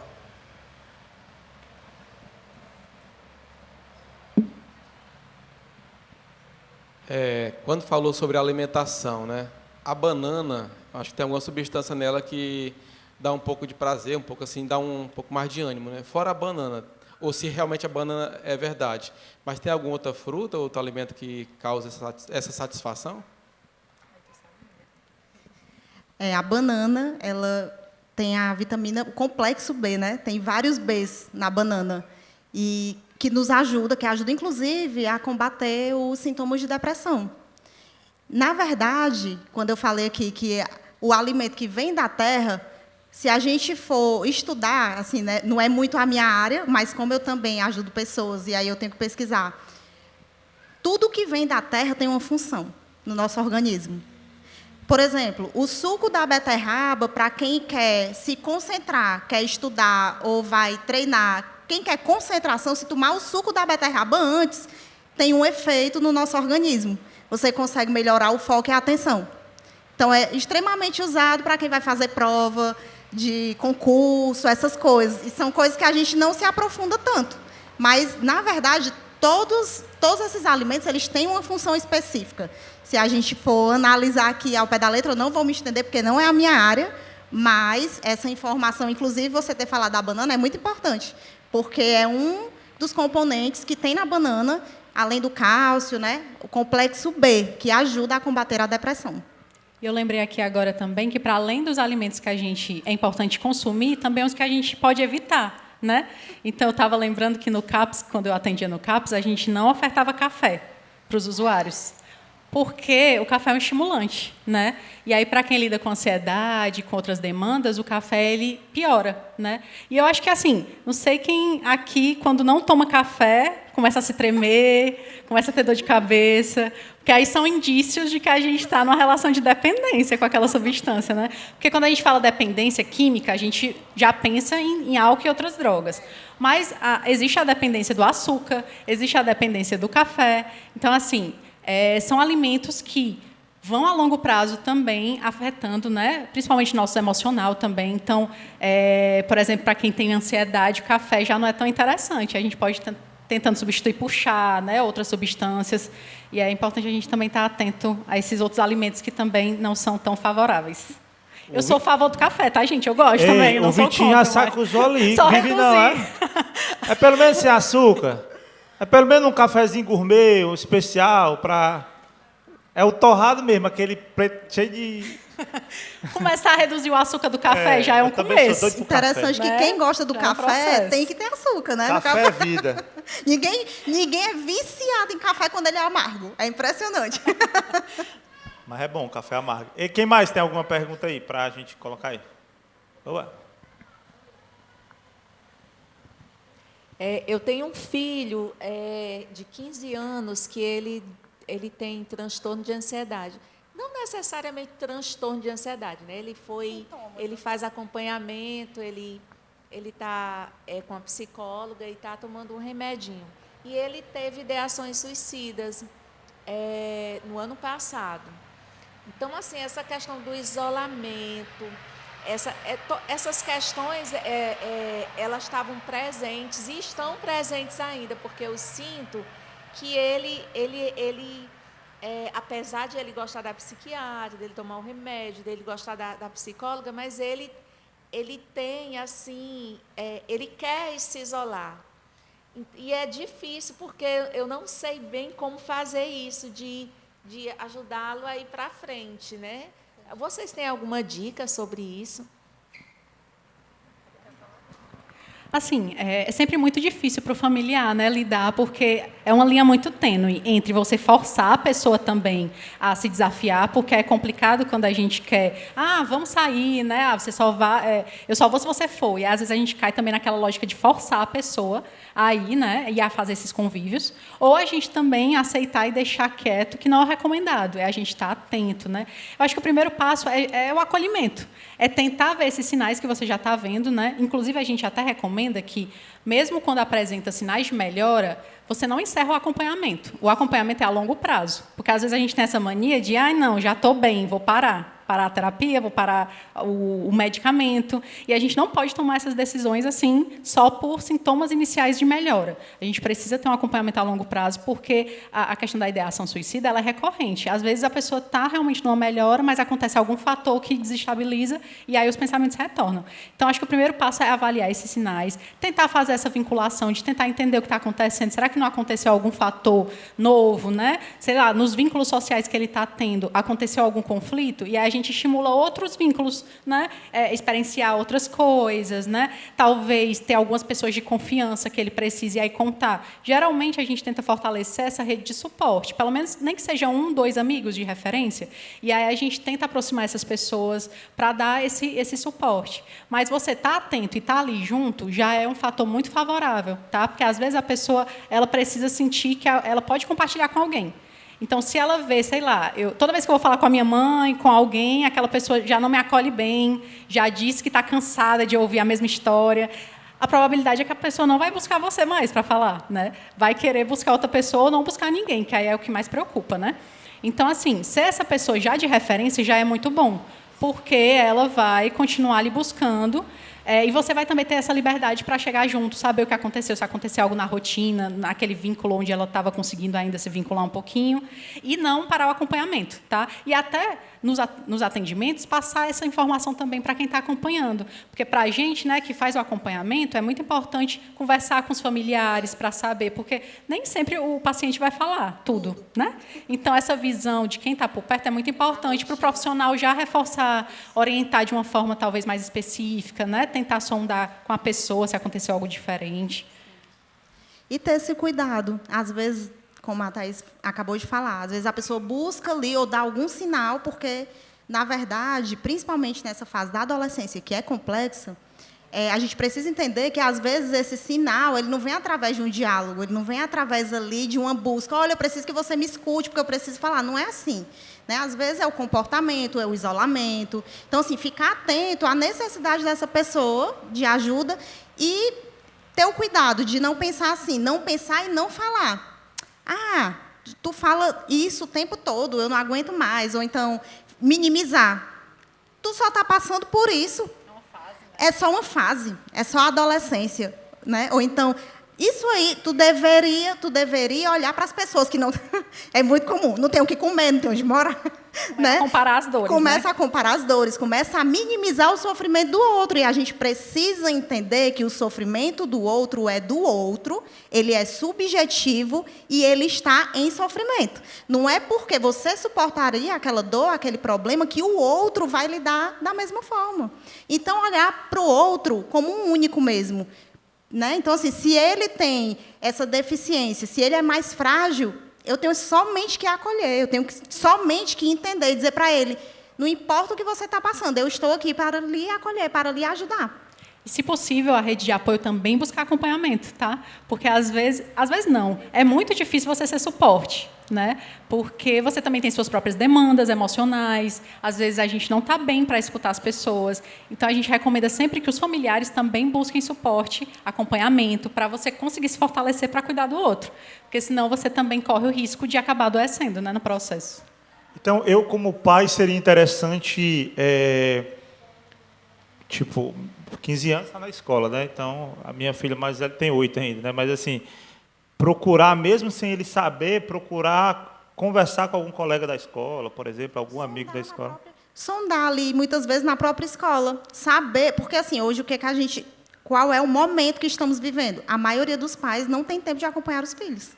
Então, assim, a maioria não consegue estar presente em algum momento na escola, numa reunião, numa festinha, em situações que poderiam estar. Mas é importante a gente ter esse contato, às vezes, com o colega dali da escola, com a coordenadora, com a diretora, para entender também esse comportamento dele na escola. Porque, às vezes, a gente está só em casa e o fator que ele está ali presenciando, que está causando algum desconforto, que ele não consegue falar, está dentro da própria casa. Né? E eu não estou dizendo que porque na minha casa não tem nenhum tipo de problema que ele precisa estar assim. Mas é essa a questão, é olhar como alguém, como um indivíduo, como um único, e saber do outro as fragilidades dele. Então, esse é um olhar que a gente precisa ter. Alguém mais? Alguma pergunta? Eu vou com o microfone até aí. Ele queria fazer, mas... Então vamos lá, gente. Vamos encerrar esse momento. Agradeço aí o tempo de vocês. Agradeço o tempo de vocês, né? Nesse momento. E, de novo, é muito importante que a gente, como igreja, a gente fale sobre isso. E, como igreja, a gente atue como igreja. Atuar como igreja, de novo, não é vir para o culto, sentar e assistir uma pregação de 1 hora, louvar o Senhor e ir para casa. Essa aí não é a fé que Deus espera de nós. Isso é Deus, Ele quer de nós uma fé profética. A fé profética, ela é diferente desse tipo de fé. A fé profética é uma fé que te faz ter um encontro com Deus e sair desse encontro para agir no mundo. É diferente de uma fé emocional ou uma fé, fugiu um nome aqui para dizer para isso, mas uma fé que te faz querer só o encontro com Deus. E querer te deleitar no encontro com Deus e achar que o encontro com Deus é o máximo, porque o encontro com Deus não é o máximo para nós. Ele é sim, o máximo mas é um encontro que nos faz ir para o mundo, proclamar Jesus, caminhar com o nosso próximo e tal. Deus não chamou Moisés para subir no monte e ficar no monte adorando a Ele. Deus chamou Moisés para subir no monte, receber uma tábua e descer para o povo.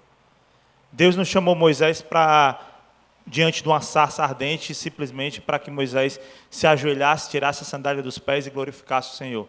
Deus chamou Moisés para que, a partir dali, ele saísse dali e libertasse aquele povo do Egito. E assim Deus fez com todos os homens da Bíblia e assim é com a gente. Eles nos chamam para o encontro. A gente acabou de ter um encontro com Deus aqui nesse momento. Encontro com Deus, encontro com a ciência, com aquilo outro. Mas que a gente possa sair com a nossa fé profética pelo mundo e agora fazendo diferença na vida do irmão, na vida daquele que de fato precisa, sendo Jesus para aquele que precisa de Jesus, sendo igreja de verdade. E no momento que a gente for igreja desse jeito, gente, a gente consegue mudar o mundo. Hoje em dia a gente não consegue mudar o Brasil, e hoje em dia o Brasil está do jeito que é, porque as pessoas querem ser uma igreja que só recebe e que não dá. E aí espera do governo, espera de um monte de coisa que algo seja feito, mas não agimos. Mas quando a gente for uma igreja que recebe do Senhor e dá e olha para o próximo, aí sim a gente vai fazer uma diferença grande nesse mundo. Amém? Vamos orar aqui? Deus, obrigado pela Tua palavra, obrigado pela ciência que nos traz aqui esses ensinamentos tão importantes, Pai, que nós possamos compreender tudo isso, Pai, e ajudar aquele que precisa. Primeiramente, nos ajudar, Senhor, que a gente possa olhar para nós, ter esse autocuidado, Deus, olhar para a nossa vida de uma forma integral, que ela olha para a questão física, que ela olha para a questão espiritual, que ela olha para a questão emocional, para esse tripé, Senhor Deus, como foi falado aqui. Então, que a gente possa olhar para isso, Senhor Deus, para que a gente possa estar bem, para que a gente possa ajudar o nosso próximo, para que a gente possa proclamar o nome de Jesus através das nossas atitudes, através das nossas ações.